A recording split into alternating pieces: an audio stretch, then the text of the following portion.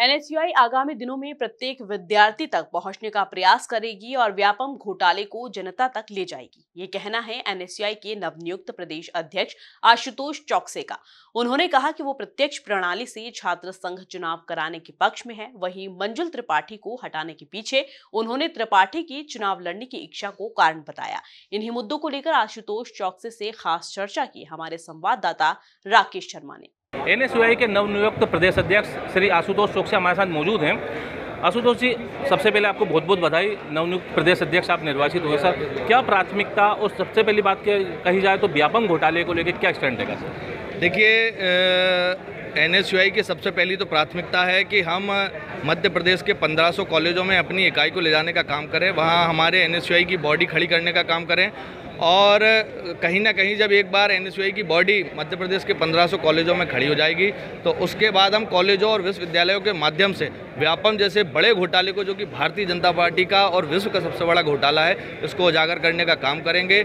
आम जन और आम छात्रों के बीच में जाएंगे और भारतीय जनता पार्टी की कुनीतियों को बताने का काम करेंगे। जिस प्रकार से झूठे हिंदुत्व के से भारतीय जनता पार्टी छात्रों को गुमराह करने का काम कर रही है, उसको उजागर करने का काम मध्य प्रदेश की एनएसयूआई करेगी आगे। और इसका परिणाम 2023 में आपको देखने मिलेगा, जब भारतीय जनता पार्टी की सरकार औंधे मुँह गिरेगी और कांग्रेस पार्टी की सरकार बनेगी और माननीय कमलनाथ जी मुख्यमंत्री बनेंगे। छात्र संघ चुनाव को लेकर एनएसयूआई किस तरह से आगे अपनी रणनीति बनाएगी? देखिए, लगातार हम छात्र संघ चुनाव के लिए पिछले 10 साल से लामबंद मेरे ही नेतृत्व में हम लोग आंदोलन करते आ रहे हैं। हम लोग कोर्ट तक इस लड़ाई को लड़ चुके हैं। इसी के परिणाम स्वरूप 2017 में भारतीय जनता पार्टी की सरकार ने डरकर छात्र संघ चुनाव कराए थे, लेकिन वो चुनाव अप्रत्यक्ष प्रणाली से थे।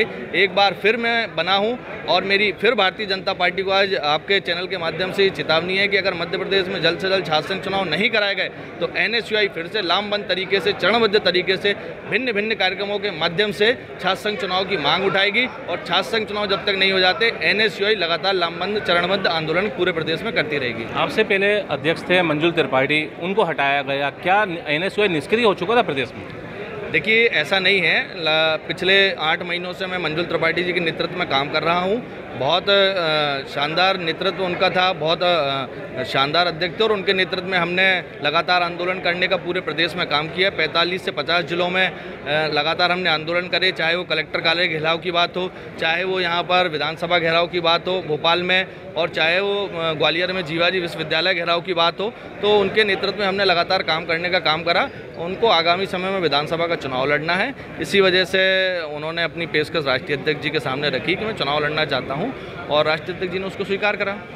अब 2023 का विधानसभा चुनाव होना है। मेरा आखिरी सवाल है, किस तरह से एनएसयूआई की भूमिका रहेगी, क्योंकि ये बड़ा अहम चुनाव माना जा रहा है? सर, देखिए, एनएसयूआई की भूमिका है कि किस प्रकार से नए वोटर को, जो कि नया वोटर भारतीय जनता पार्टी झूठे राष्ट्रवाद, झूठे हिंदुत्व के माध्यम से नए वोटर को बरगलाने का काम कर रही है। कहीं ना कहीं एनएसयूआई पूरे प्रदेश में उसको उजागर करने का काम करेगी, और जब उसको उजागर कर देंगे तो भारतीय जनता पार्टी का झूठा हिंदुत्व, झूठा राष्ट्रवाद उजागर हो जाएगा। तो कहीं ना कहीं नया वोटर हमसे जुड़ने का काम करेगा, और वही नया वोटर इस मध्य प्रदेश में 2023 में कांग्रेस पार्टी की सरकार बनाएगा। बहुत बहुत धन्यवाद। हमारे साथ बातचीत के लिए मौजूद थे एनएसयूआई के नवनियुक्त प्रदेश अध्यक्ष आशुतोष चौकसे।